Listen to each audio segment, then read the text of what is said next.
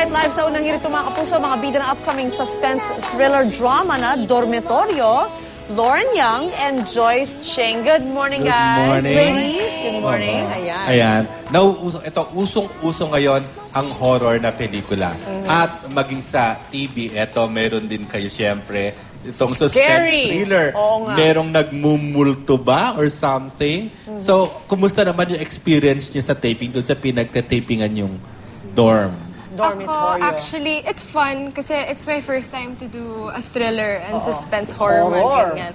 So ako kasi matatakotin talaga ako. And may one time na there was a scene I was walking down a hallway. Okay. And then like I looked to my right and then I saw a figure from the other building na nakaganon lang. So it kind of helps kasi the place itself is very eerie. Creepy? Eerie. Yes. Tsaka puro syempre mga smoke effect, mga ganito. Pero yung dormitoryong yan ba, talagang may nakatira pa o wala na talaga? Abandonado ba It's siya? a seminary kasi talaga. Seminary? Ito ko nga naman. So puro mga Oo. figurines. Si Joyce, nung Saturday, kasi magkasama kami nung Saturday, nagtatakotan na sila dun sa isang lumang old house na naging restaurant. O, matatakotin ka ba? Opo, sobra. Kahit madilim lang, kahit tinatakot lang ako, natatakot pa rin. So, pinagtitripan ka ba ng makataas dormitorio? Pinapatayan ka ba ng ilaw bigla-bigla? Hindi pa naman Wala po. lang. Medyo nagpapabully effect ako. Kunwari, matapang lang. Kunyari lang.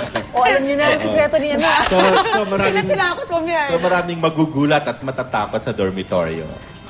Sana, yun po yung goal namin. Pero siyempre, ang nito, ang background ng story, yung young love pa rin. Yes. Talaga? Sino ang young love? Sino ang may young Si love? Enzo. Young.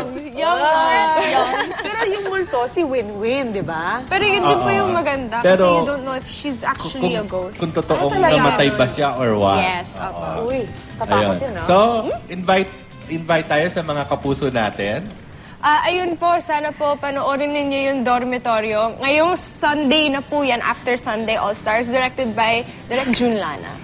Ayan, kasama rin po namin dito sina Winwin Marquez, Enzo Pineda, Ash, Anika, Miss Mel Kimura, at marami pong iba. Okay yung oras nila kasi at least may araw pa, hindi ganun kaano. Di ba? Kasi nakakatakot pag gabi, nanonood ka pa ng horror. Ano ba yun? After ng Sunday All-Stars. Yes, abangan niyo po yan. So, Kakaiba. thank you very much, Lauren and Joyce. Thank you, Joyce. Ano mo ba si Ulitin ko lang, hindi ko anak, hindi ko bangkin si Joyce. Masyado pa akong bata, pero kasing ganda niya, okay lang. Okay. Huwag na mo na hirit!